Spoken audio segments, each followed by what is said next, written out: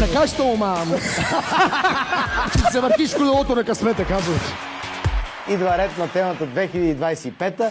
Време за бягство или време за завръщане? Аз избрах да остана тук. Ама Зуека не избра. Исках Зуека, който беше по-добрия водещ във вашето предаване. Айде да не се лъжим. Кой е виновен?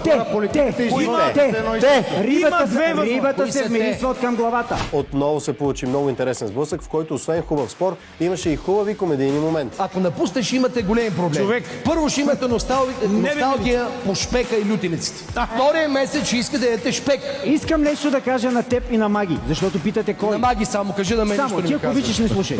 Искам да ми кажеш един достоен политик български, който има стратегия за тази страна 50 години напред. Ама кой да го промени, Знаеш ли, ако не вече го 100. промениме ние? Кой да го направи това? Маги! Политиците, ако им позволяваш, ако си мълчиш да крадат, те ще си крадат, бе. Какво да правят? Не. Отивам в телевизионно предаване и в момента, който аз искам дори да намекна, да се дигнем и да ги изметем, наистина да ги изметем, така не се говори в ефир.